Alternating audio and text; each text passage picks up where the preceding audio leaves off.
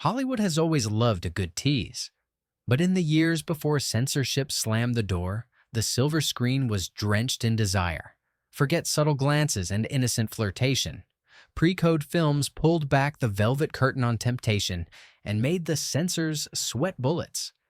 But what happens when society's rules are thrown out the window and the chase for pleasure becomes the plot? Are you ready to meet the films that rewrote the rules of seduction and got away with it? Let's slip into the shadows. Babyface 1933. Picture this. The Great Depression is grinding America down. Hope is thin. And into the smoke and desperation steps Barbara Stanwyck, chin up, eyes glinting, unapologetic as sin itself. Babyface isn't just seductive, it's the film that made moral watchdogs howl at the moon and scramble for their scissors. Stanwyck's Lily Powers starts in a grimy speakeasy, her life shaped by abuse and poverty, but she's no victim. Instead, she treats men's desires as her personal elevator, rising floor by floor through a banking empire by using what society wants her to suppress: her ambition, her brains, and her sexuality. When seduction gets thrown around in Hollywood, it's usually code for innuendo. Not here. Lily weaponizes charm and sharp wit, trailing broken hearts and nervous board members in her wake. The film was so bold that the studio was forced to re-edit it twice. Even the censors couldn't figure out what to do with it. One infamous line, "I've had experience," was enough to make the moralists reach for the fainting couch. If you ever wondered just how far pre-code movies could go, Babyface is the answer. Farther than anyone expected, and with a self-awareness that stings. The controversy only fueled its legend.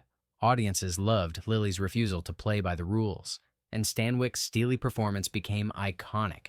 The movie's restored original cut, released decades later, still sizzles with energy. And it's no exaggeration to say Babyface paved the way for every femme fatale who followed.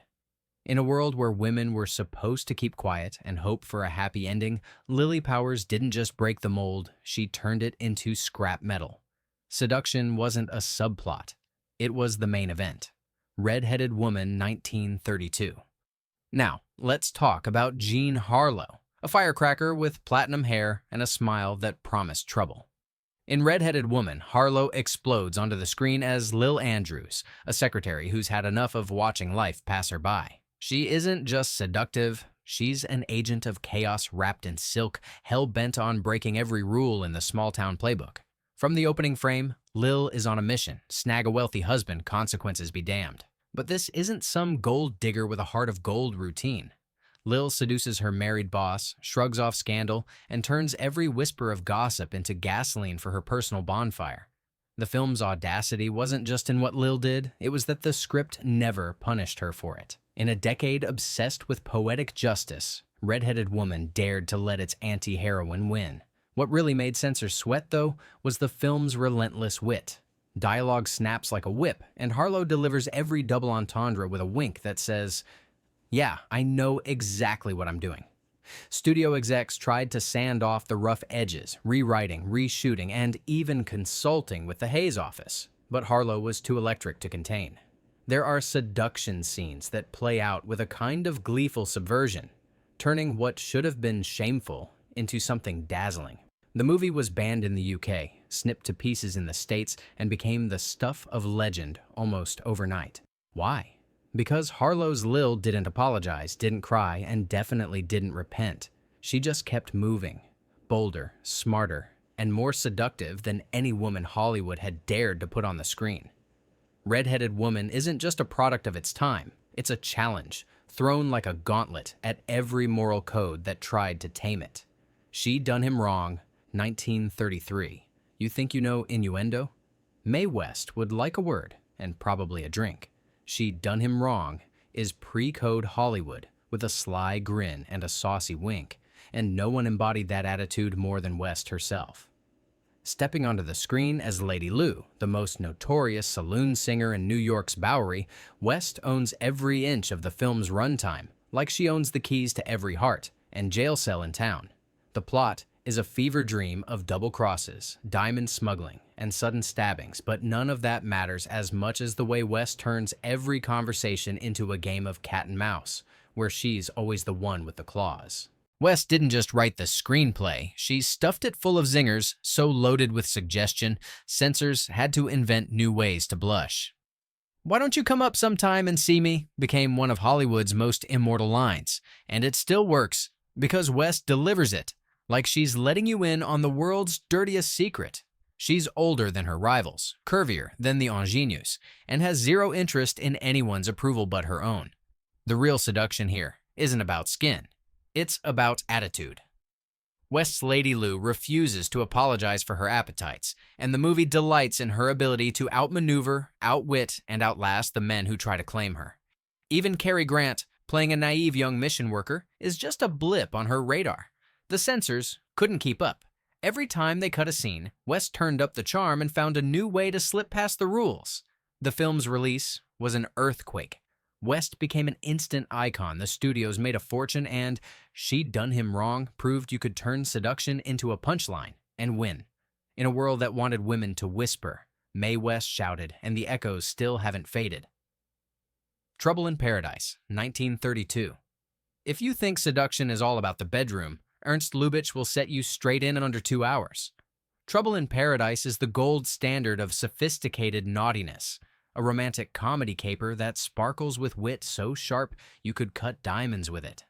The film opens in Venice, with Herbert Marshall's suave thief Gaston Monescu and Miriam Hopkins' master pickpocket Lily falling in love while robbing each other blind. It's love at first con, a partnership sealed not with flowers, but with stolen wallets. But when the two lovers target a wealthy Parisian perfume magnate, played by the ineffable Kay Francis, things get deliciously complicated. What follows is a love triangle where seduction is a chess match, every move calculated and every smile a veiled threat. Lubitsch was famous for the Lubitsch touch, a kind of cinematic mischief where what's unsaid is just as important as what's whispered. Here, he orchestrates romantic tension with such elegance that the audience is always 2 steps behind and loving it. Trouble in Paradise is seductive because it never has to spell out its allure. The banter is fast, the glances are loaded, and everyone seems to know just a little more than they're letting on. Lubitsch didn't need to show skin to make you sweat. He made conversation dangerous, turning every shared secret into an aphrodisiac. The censors hated it, of course, but audiences adored the sly, knowing humor. The impact was huge. Hollywood spent decades trying to recapture this magic, and few ever did. Trouble in Paradise proved that seduction could be intelligent, funny, and genuinely romantic if you had the nerve to trust your audience's imagination. By the end, you're not just rooting for the thieves to get away with the loot, you're hoping they get away with each other. The Divorcee, 1930. Let's get one thing straight. Before Norma Shearer walked into a pre-code movie, the idea of a woman matching her husband's indiscretions was unthinkable.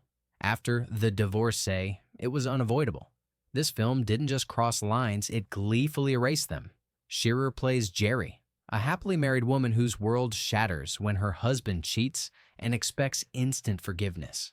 Instead of retreating into shame or despair, Jerry fights fire with fire, and suddenly infidelity isn't just a man's game anymore. What made this film so seductive wasn't its surface-level drama, but the way it handed Jerry the narrative controls. When Jerry learns of her husband's betrayal, she doesn't drown in tears or seek pity. Instead, she declares, "I've balanced our accounts," and steps out for a night of her own. The movie doesn't punish her for this. On the contrary, it follows her as she rediscovers passion, power, and pleasure on her own terms. That was nothing short of revolutionary in 1930. Shearer, who fought MGM Brass to get the role, plays Jerry with a mix of vulnerability and steel. Her performance is as raw as it is glamorous, and it won her a well-deserved Oscar. The chemistry between Shearer and her lovers on screen is charged, but the film's real heat comes from its honest portrayal of desire, and the idea that women not only have wants, but the right to pursue them without apology. The censors tried to blunt the impact, but The Divorcee was too bold to contain. It became a sensation, changing the conversation about marriage, morality, and gender politics overnight. In a world obsessed with keeping women in their place, Jerry showed what happened when someone set the rulebook on fire. Seductive? Absolutely. But more than that, dangerous in the best possible way. Red Dust, 1932. If you think the steamiest love triangles belong in sun-dappled drawing rooms, you haven't seen Red Dust. This is pre-code heat at its swampiest. A movie that doesn't just flirt with desire, it wades into it, chest deep, mud-splattered and grinning.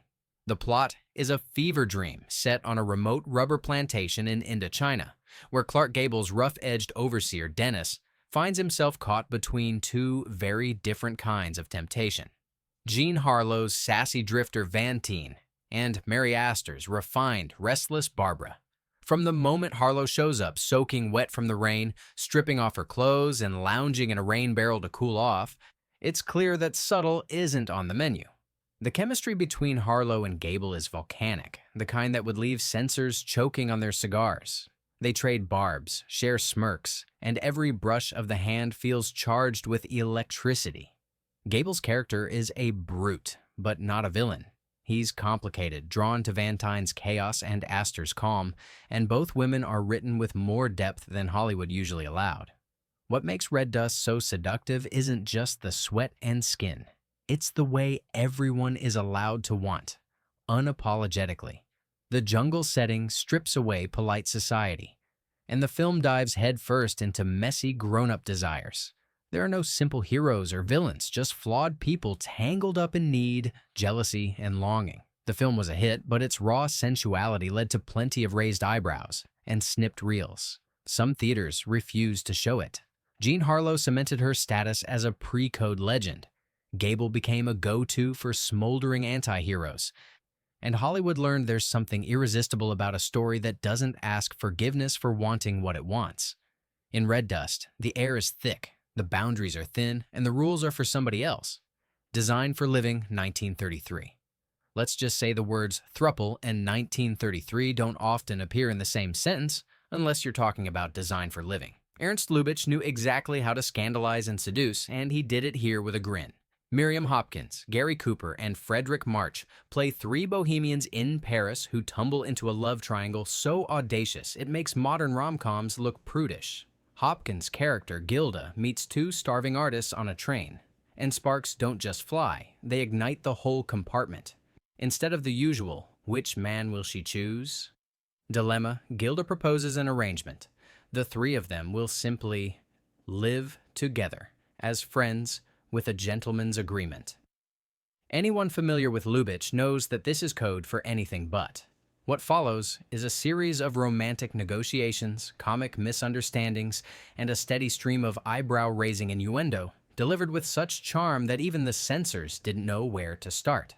What's daring isn't just the suggestion of a ménage à trois, it's the lack of punishment. No one is shamed, exiled, or destroyed by desire. Instead, Lubitsch lets his characters laugh, play, and love without shame, and the result is as sparkling as champagne. The dialogue zings, the sexual politics feel decades ahead of their time, and the chemistry is almost too much for the screen to handle. Designed for Living scandalized moral guardians and delighted audiences, paving the way for stories that treat love as a messy, beautiful experiment rather than a problem to be solved. It's a comedy, but it's also a celebration of grown-up desire, its confusion, its joy, and its refusal to be boxed in. Lubitsch's masterpiece doesn't just flirt with taboo, it invites it to dinner and keeps the party going until dawn. Island of Lost Souls, 1932. Now, let's get a little dangerous. Island of Lost Souls is proof that seduction doesn't always wear satin and pearls. Sometimes it comes with claws and a sense of doom. Ostensibly a horror film, this adaptation of H.G. Wells's The Island of Dr. Moreau pushes way past mad science and into the realm of forbidden allure. The movie's infamous Panther Woman, played by Kathleen Burke, is more than just a monster. She's the very embodiment of temptation, curiosity, and transgression. The story is simple enough. A shipwrecked man lands on an island ruled by Dr. Moreau, a megalomaniac playing God by turning animals into humans. But it's the Panther Woman Lota who brings the real tension. Moreau's not just interested in creating life, he wants to see what happens when his creation and a real man are left alone together. The film never gets explicit, but the suggestion is constant and electric. Every interaction between Burke's wide-eyed feline Loda and the human protagonist pulses with barely contained energy as she struggles with feelings she doesn't understand, and he battles his own curiosity. The censors hated it. Some countries banned it outright. But audiences were fascinated by the way Island of Lost Souls blurred the lines between desire, danger, and the unknown. The film's shadowy cinematography, primal performances, and undercurrents of animalistic attraction make it one of the most unique seductions in pre-code cinema. There's a reason horror and seduction are so often linked: the thrill of the forbidden, the pull of what shouldn't be, and the inescapable draw of crossing lines that can't be uncrossed. In this jungle of broken rules, the most dangerous temptations are the ones you can't explain and can't resist. Call Her Savage, 1932. If there's one film that captures the hurricane force of Clara Bow's appeal, it's Call Her Savage, a pre-code juggernaut that storms past polite boundaries and leaves the audience picking up their jaws. Bow, already crowned as the original It Girl, steps into the role of Nasa Springer, a rebellious Texas wildcat with a streak of defiance as long as the Rio Grande. This film doesn't just flirt with controversy. It ties it up, spins it around, and dares you to look away. From the start, Nasa is a whirlwind, brawling, flirting, challenging authority, and always 3 steps ahead of anyone who tries to tame her. The film delivers a torrent of taboos: fiery love affairs, forbidden passions, racial tensions, and even a feverish cabaret sequence that has Bow strutting through a risque nightclub like she owns the place. The plot lurches through scandal after scandal, refusing to let either the censors or the audience catch their breath. It's the kind of chaotic, pulpy storytelling that feels almost decadent. Nothing is off limits, and the camera never blinks. But beneath the surface drama is the deeper thrill of seeing a woman who refuses to be controlled. Bow's performance is electric, vulnerable, mischievous, and utterly fearless. She turns every scene into a tug-of-war between desire and danger, using her sexuality not as a weakness, but as a weapon. In a time when good girls were supposed to suffer in silence, Nasa fights back, and it's hard not to root for her, even when she's reckless or wrong. The film's audacity shocked moral watchdogs and drew plenty of critical pearl-clutching, but audiences couldn't get enough. Call Her Savage became a roaring success, cementing Clara Bow's reputation as Hollywood's ultimate force of nature. It's not just a seductive film, it's a reminder that desire in the right hands is a revolution. The Story of Temple Drake, 1933. Some films seduce with champagne and diamonds, others with shadows and danger. The Story of Temple Drake is the latter, a film that slinks through the corridors of temptation and emerges with its soul barely intact. Based on William Faulkner's notorious novel Sanctuary, this movie nearly got buried by censors before it could even hit the screen. Its subject matter was considered so scandalous, some cities simply refused to show it.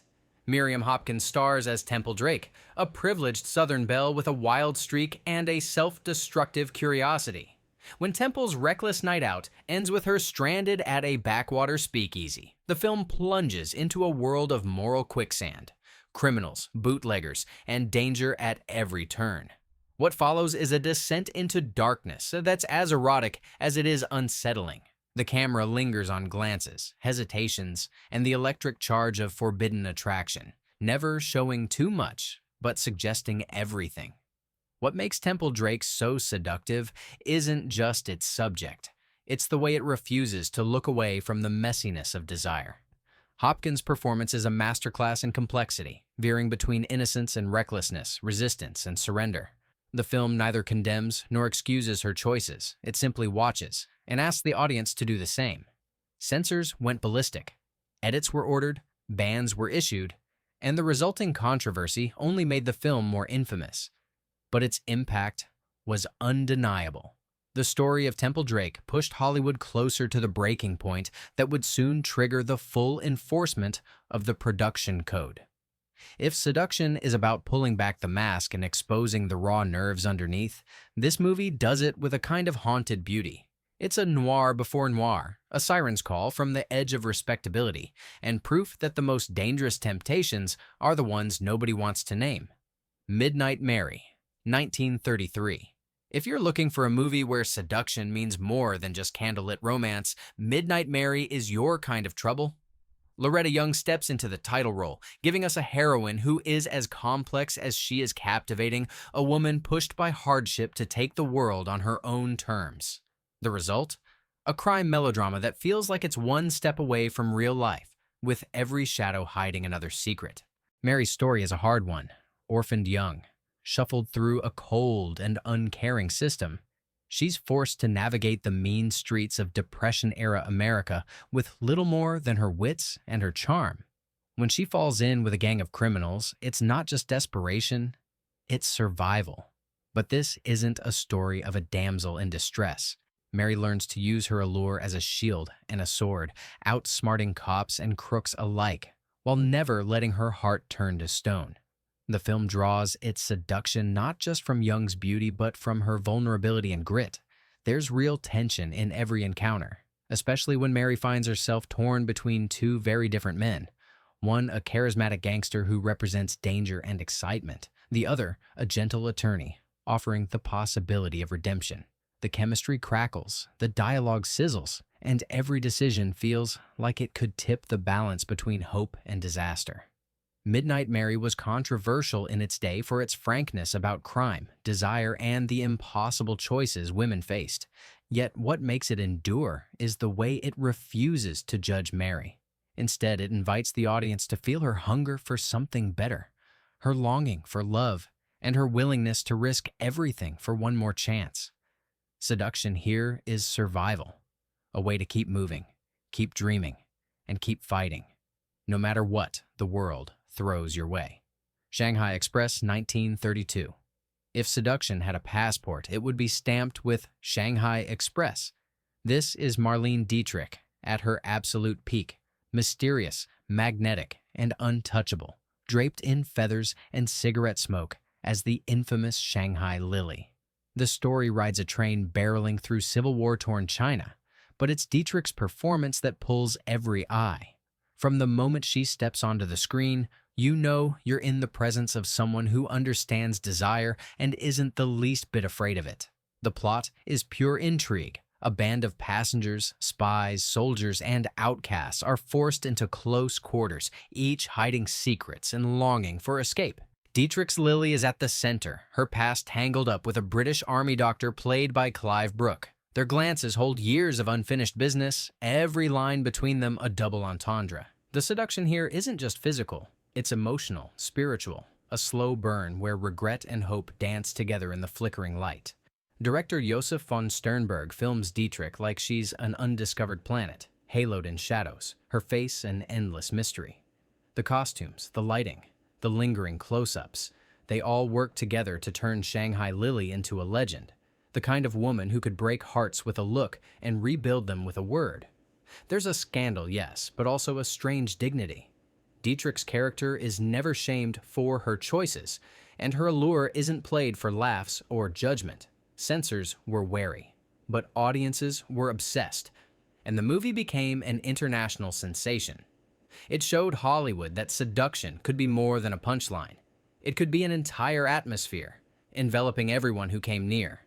By the end, you're not just watching Shanghai Lily, you're half in love with her, wondering what she'd whisper if you found yourself alone in the dark, miles from civilization. Tarzan and His Mate, 1934. Most people remember Tarzan and His Mate as a jungle adventure, but let's be honest, nobody was talking about the wild animals when this movie hit the screen. This film went where others feared to tread, blending romance, danger, and sheer physicality in a way that left audiences and censors wide-eyed. Johnny Weissmuller and Maureen O'Sullivan heat up the screen as Tarzan and Jane, a pair whose chemistry could power an entire city. The real legend here? The notorious underwater swimming scene where Jane and Tarzan glide, twirl, and chase each other in a sensual ballet that's as daring as anything Hollywood has ever attempted. O'Sullivan's body double swims nude, yes, nude, through shafts of sunlight and shadow, and the camera lingers just long enough for viewers to realize they're seeing something never intended for polite society. The scene is pure poetry, a wordless love song to freedom, innocence, and the joy of being alive. But the seduction doesn't stop there. The film's energy is raw, wild, and unpolished, with Tarzan and Jane's relationship portrayed as a partnership of equals, driven by desire and mutual respect. Jane isn't just a damsel in distress. She's curious, adventurous, and just as likely to take the lead as Tarzan himself. Their connection feels natural, primal, and completely unconstrained by the moralizing that would soon take over Hollywood. Of course, the censors weren't amused. Cuts were demanded, scenes reshot, and future entries in the series were sanitized to the point of blandness. But for a brief, shining moment, Tarzan and His Mate showed just how seductive and liberating pre-code cinema could be. It's not just about the skin, it's about the sense of possibility, the thrill of breaking the rules and discovering what it means to truly be alive. Female 1933. Imagine a world where the boss isn't just a man in a pinstripe suit, but a woman who makes her own rules and never asks permission. Welcome to Female, where Ruth Chatterton plays Allison Drake, a high-powered auto magnate who runs her company, her love life, and her destiny with ruthless efficiency and a wicked sense of humor. In the boardroom, she's steel. After hours, she's a whirlwind of champagne and secret rendezvous, taking lovers as she pleases and discarding them when she's done. The movie opens with Allison casually dismissing a string of male suitors who confuse her power with loneliness. She's not searching for Prince Charming. She's looking for a challenge, and she's not afraid to get her hands dirty. When she sets her sights on a new engineer, played by George Brent, the tables finally turn. For once, Allison finds herself seduced by someone who matches her strength and spirit. What makes Female so seductive is its unapologetic reversal of gender roles. Allison is in control from start to finish, and the film never mocks or punishes her for it. She's ambitious, desirable, and fully aware of her own needs, something nearly unheard of for women on screen in the 1930s. The dialogue is sharp, the pacing brisk, and the mood electric. Every scene crackles with tension, both sexual and professional, as Allison dares anyone, man or woman, to keep up. The censors were baffled, and critics didn't quite know what to make of a woman who refused to choose between love and power. But audiences got it. Female was a rallying cry for anyone who'd ever wanted more, showing that seduction is about confidence, agency, and refusing to settle for less than everything. Ruth Chatterton lights up the screen, and by the final reel, it's clear. Allison Drake is the boss of her company, her heart, and the audience too. Cock of the Air, 1932. If there's a pre-code film that wears its seduction with a wink and a dare, it's Cock of the Air. Produced by the ever-controversial Howard Hughes, this aviation comedy is equal parts racy farce, military spoof, and sly rebellion against everything the censors hated. Billy Dove stars as Lily de Rousseau, a Parisian stage star whose every entrance is a headline, and every exit a scandal. She's shipped off by authorities to cool off at a military airbase, but let's be honest, they might as well have sent a match into a fireworks factory. From the moment Lily arrives, she turns the all-male world of pilots and generals upside down. The officers are smitten, discipline collapses, and Dove plays it all with the kind of confidence and knowing humor that defined the pre-code era. What really sets Cock of the Air apart is how openly it leans into suggestion and double entendre, costumes that barely cover what the censors required, slapstick routines with risque undertones, and dialogue that teeters on the edge of outright provocation. The movie revels in its own naughtiness, with Billy Dove clearly having the time of her life outsmarting, outmaneuvering, and outflirting every man who crosses her path. Behind the scenes, Hughes battled censors scene by scene, sometimes reshooting to appease moral watchdogs, but often winning by sheer persistence. The result is a movie that feels like a party you weren't supposed to find out about. A little dangerous, a little silly, and a lot more fun than the rulebook ever intended. The humor is broad, the seduction is cheeky, and by the time the credits roll, you're left with the sense that the pre-code era wasn't just about breaking rules. It was about celebrating pleasure, power, and the freedom to be just a little bit outrageous. And there you have it. 15 films that prove Hollywood didn't just flirt with trouble. It invited it in for cocktails and let it stay the night. Which pre-code scandal shocked you the most, or is there a film you think is even more daring? Drop your wildest picks in the comments below. If you loved this ride through cinema's boldest years, hit like, subscribe, and share. Remember, rules change, but the thrill of temptation, that never goes out of style.